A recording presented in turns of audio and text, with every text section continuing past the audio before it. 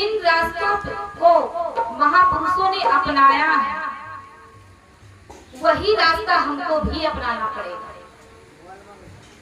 ये तो सत्य है कि ये रास्ता बहुत कठिन है, लेकिन यदि हम गुरु के वचनों पर चले तो यह मार्ग कठिन नहीं। बशर्ते हमें यकीन नहीं होता, न खुद पर यकीन है, न गुरु पे यकीन, और न ही इस परमात्मा है। क्या खुद पर भी भरोसा नहीं है? और याद रखिए, अगर आपको भरोसा ही नहीं होगा तो बिना भरोसा का कुछ होता नहीं है, कुछ नहीं होता।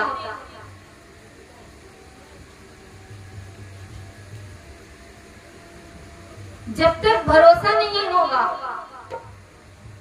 बिन विश्वास भक्ति नहीं, और ते ही बिना द्रव्य ही न राम, और राम कृपा बिन सपने जीवन लह विश्राम। कि बिना विश्वास की भक्ति नहीं होती, और बिना विश्वास के परमात्मा का हृदय कभी द्रवित नहीं होता, यानी पिघलता नहीं। अगर भरोसा होता है तो ही पिघलता है। क्यों भाई? अगर आपके साथ कोई गद्दारी कर लिया, जैसे मान लीजिए आपने किसी को उधार दिया, भाई किसी ने आपसे उधार मांगा कि हमको अभी 10,000 रुपया का काम है और आप 10,000 दीजिए, तो आप उनको देंगे विश्वास के साथ देंगे। क्या? अगर विश्वास नहीं होगा तो दीजिएगा? विश्वास होगा तभी देंगे। वो कहता है कि मुझ पर विश्वास करो, मैं 1 महीने में तुम्हारा रुपया क्या करूंगा? वापस करूंगा। तो 1 महीना वो इंतजार करता है, क्योंकि वादा किया है कितने महीने का? 1 महीने का भरोसा दिलाया है। और वो तब तक व्यक्ति आस देखता है, 1 महीने के बाद फिर टोकेगा जरूर, नहीं टोकेंगे? टोकेंगे, भाई आपने कहा था 1 महीने के बाद आपका रुपया लौटाएंगे, 1 महीना हो गया आपने लौटाया नहीं। चलो फिर कोई बहाना बना दिया, फलना ढकना चिल्ला। फिर वो कहेंगे एक महीने का आप बोले थे, इतना दिन हो गया, 2 महीना हो गया, 3 महीना हो गया। भरोसा क्या हो रहा है? जैसे जैसे दिन ज्यादा हो रहा है वैसे वैसे भरोसा क्या हो रहा है? उठ रहा है।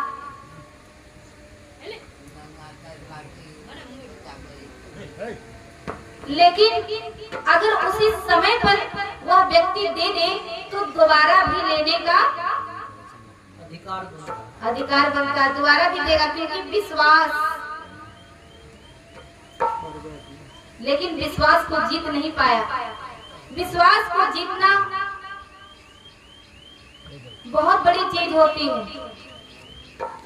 और परमात्मा पर विश्वास करना, खुद पर विश्वास करना बहुत बड़ी बात होती है, कोई छोटी मोटी बात नहीं है।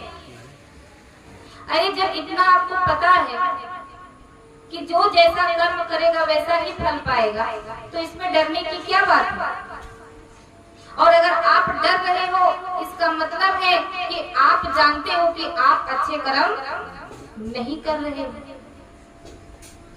क्योंकि आपको खुद पे भरोसा नहीं है। अगर आपको जिस दिन अपने आप पे भरोसा हो जाएगा कि हम कोई बुरा कर्म नहीं कर रहे, हम सत्कर्म के मार्ग पर खड़े हैं, तो उसी दिन परमात्मा आपके आगे खड़ा होगा।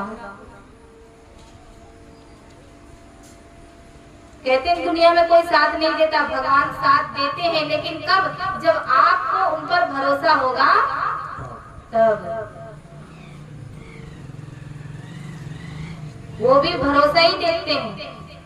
जैसे आप लोग इंतजार का वादा कर देते हैं, उसके बाद दिन देखते रहते हैं, जब उसको देखते होंगे तब गुस्सा लगता होगा, सारा ही बोला है 1 महीना बाद देने के लिए और ये अभी तक नहीं लौटाया। जब देखेंगे तब गुस्सा लगेगा, उसके बाद वो कहेंगे अब कुछ बोलना। तो भाई जब एक साधारण से इंसान को अच्छा नहीं लगता उनका विश्वास तोड़ करके, तो परमात्मा को हम कैसे अच्छा लगेंगे? उनसे हम कहते हैं कि नजरों से गिराना ना, और गिरने वाला काम करते रहे तब क्या होगा? इसीलिए कहते हैं महापुरुष हर बार और बार बार आपको समझाया जाएगा, भले आप चले या ना चले, क्योंकि महापुरुष अपना काम करते हैं, साधु संत महात्मा अपना कर्म करते हैं और आपको उपदेश दे करके चले जाते हैं। और चलना न चलना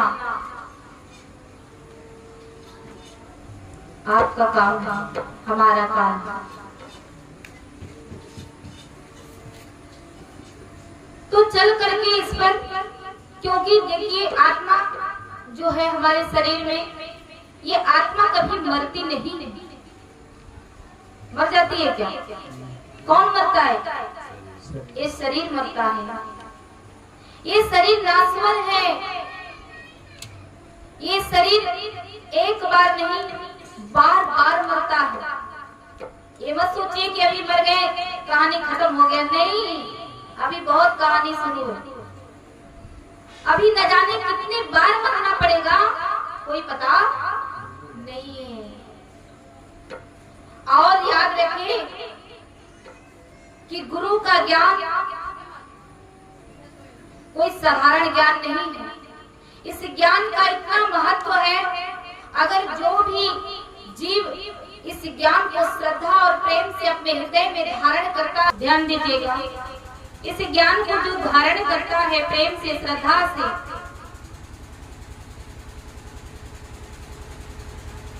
तो जिस दिन ज्ञान का उपदेश होता है उसी दिन गुरु हमारे 84 के ढक्कन को बंद करता है। क्या करते हैं?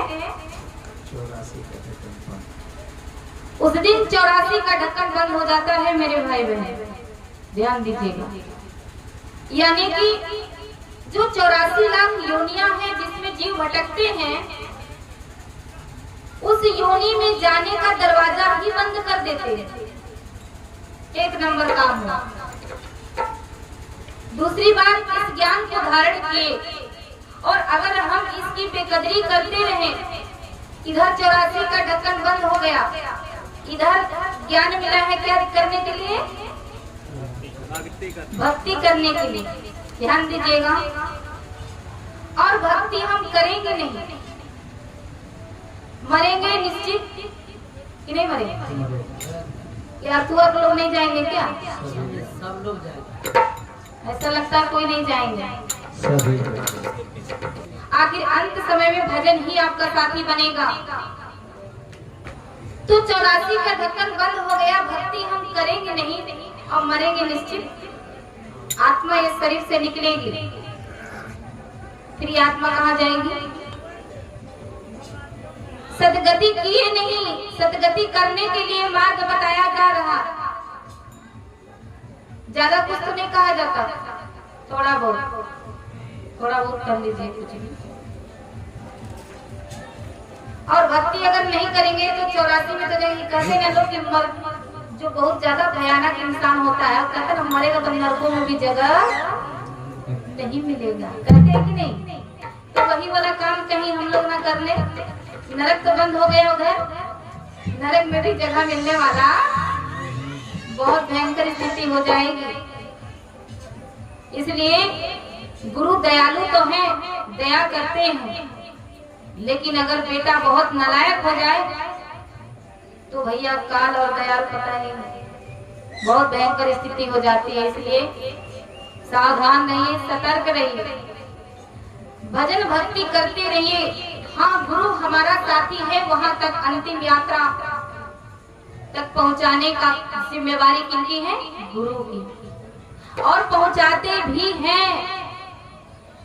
अधम से अधम जीव भी अगर मेरे नाम पे अपने जीवन को व्यतीत किया है तो उसे मैं हाथ पकड़ करके उस धाम तक ले जाता हूँ, ये मेरी जिम्मेवारी है। प्रेम से बोलिए श्री सद्गुरुदेव भगवान और साची दरबार।